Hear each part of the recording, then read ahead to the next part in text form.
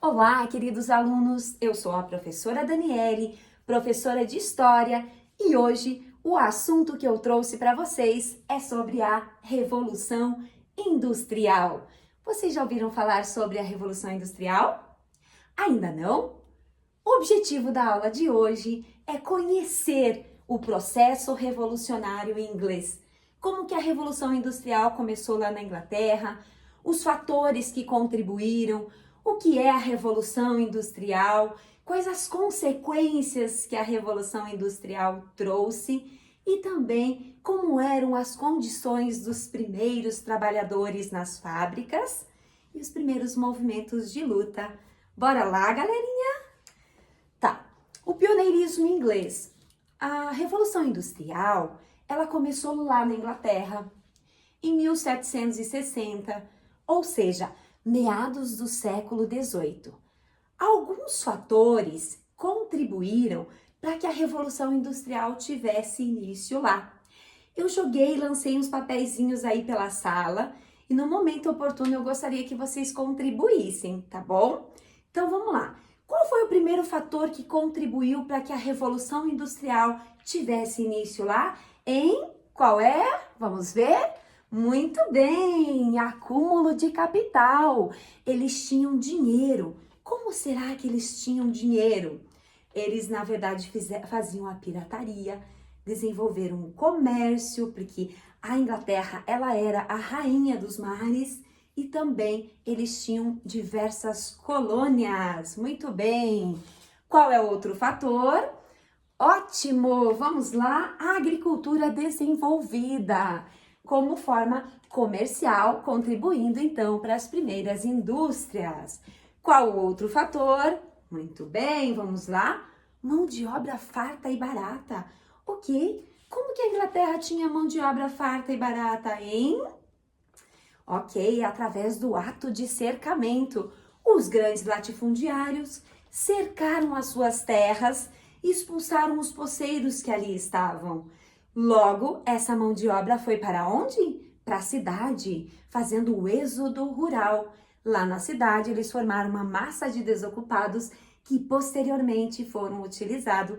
Essa mão de obra foi utilizada nas fábricas como barata, mão de obra barata e farta, abundante. Muito bem, o outro fator, e não menos importante, é a abundância de carvão mineral e ferro em seu território.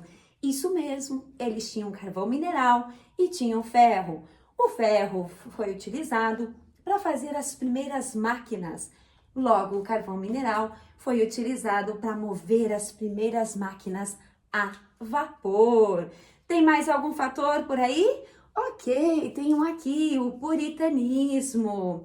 Puritanismo é uma religião que não condena o lucro, logo também contribuiu. Joia, pessoal? Compreenderam sobre esse assunto, sobre o pioneirismo, os fatores que contribuíram? Ok. As primeiras máquinas foram as máquinas de tecido, as primeiras máquinas foram as máquinas têxteis, a máquina de fiar, de spinning. Essa máquina aqui é extremamente importante porque ela produzia até 80 fios simultaneamente, ou seja, permitia uma única pessoa realizar o trabalho de 12 fiadeiras, tá? Uma grande inovação. Aqui também a gente tem uma nova máquina de fiar movida pela roda d'água. Esse aqui é o James Watt, tá? Do ladinho deles ali a gente tem a invenção da máquina a vapor. O James Watt aperfeiçoou a máquina a vapor e a partir desse momento ele pôde também, a gente pode vivenciar o processo revolucionário nos transportes. Aqui nós temos a primeira locomotiva que ela atingia até 45 km por hora. Logo na sequência, nós temos também o barco a vapor, o navio a vapor. Tanto a locomotiva quanto o navio são meios de transporte que facilitaram o transporte de mercadoria, de matéria-prima, de pessoas e também de produtos industrializados. Galera, não mais importante, nesse período vale lembrar também que eles inventaram o primeiro meio de comunicação, que foi o telégrafo. Como consequência da invenção da máquina a vapor, a gente percebeu uma migração da fábrica. Ela não precisava mais ser construída próxima dos rios e ela mudou para a cidade, mudando toda a estrutura. Lá estava a mão de obra perto da cidade, tá? As chaminés, a fumaça fazia parte do cenário urbano agora, tá?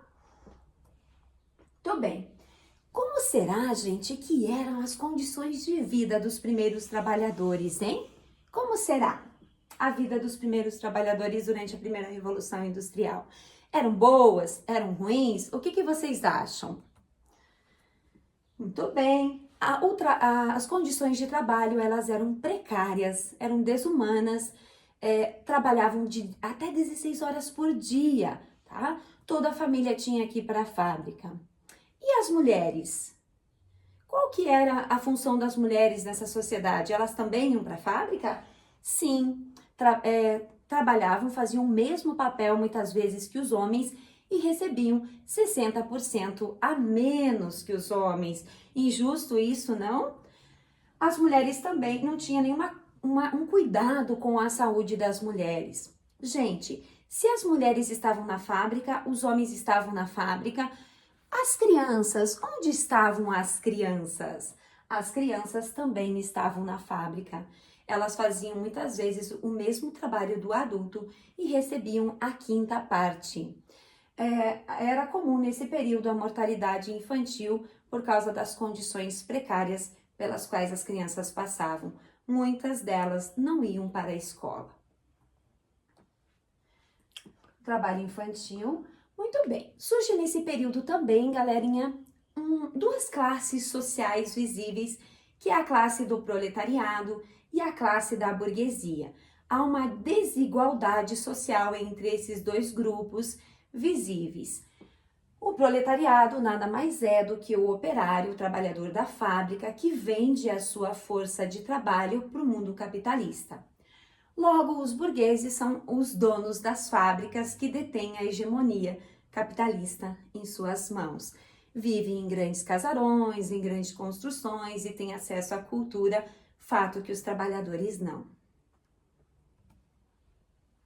Aqui nós temos o primeiro movimento operário, ou os primeiros movimentos operários. Frente a essa situação desumana vivida pelo operariado na época da primeira Revolução Industrial, eles começam a reivindicar por melhores condições de vida. Um dos primeiros grandes movimentos operários é o ludismo. O ludismo, na verdade, é um movimento criado por Ned Ludd. A gente não tem muitas informações sobre esse fato, mas foi a quebradeira das máquinas. Os trabalhadores acreditavam que se quebrassem as máquinas, eles teriam o trabalho manual de volta, que esse era o principal objetivo. Um outro movimento foi o cartismo. O cartismo foi um movimento de trabalhadores por melhores condições de vida, nada mais é do que a Carta do Povo, tá? A Carta do Povo eles recolheram em torno de 1 milhão de assinaturas e levaram ao parlamento exigindo melhores condições de trabalho e também o voto secreto. Eles exigiram a abolição do voto censitário, que é o voto por renda.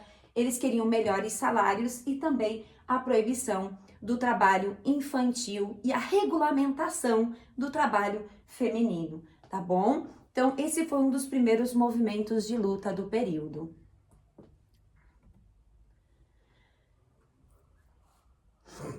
Vou colocar para vocês aqui um joguinho, tá? Do Word Wall, para ver se vocês compreenderam esta aula, ok? Então, vamos lá.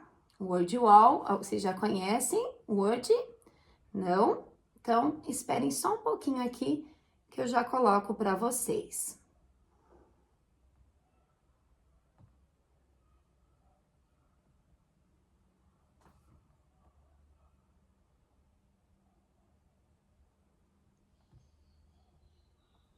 Muito bem.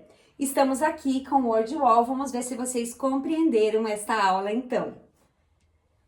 Onde que a Revolução Industrial ela teve início, hein? Acertem aí, vamos lá ver se vocês entenderam. Na Inglaterra, nos Estados Unidos, na Alemanha ou no Japão? Na Inglaterra, muito bem! Vamos para outra perguntinha. Todos os fatores abaixo contribuíram para o pioneirismo inglês, menos um. Vamos ver? A mão de obra barata, a matéria-prima, o acúmulo de capital, o catolicismo ou o puritanismo? Muito bem, o catolicismo que não faz parte. Em que século a Revolução Industrial começou? Século XVIII, muito bem. Tem mais uma perguntinha? Quais eram as condições de trabalho nas primeiras fábricas, hein? Será que as condições eram boas? Será que era cansativo? Será que eram precárias? Muito bem, as condições eram precárias, os trabalhadores chegavam a trabalhar 16 horas por dia. Tem mais alguma perguntinha? Última. Assinale a alternativa que contém dois grandes movimentos operários, hein? Qual é? Ludismo e cartismo. Muito bem, letra B. Pessoal, só para finalizar a aulinha de hoje, eu vou deixar para vocês um desafio. Para a próxima aula, vocês vão colocar para mim uma tabela as consequências da primeira Revolução Industrial, fatores positivo e fatores negativo. Um beijo, espero que tenham gostado dessa aula.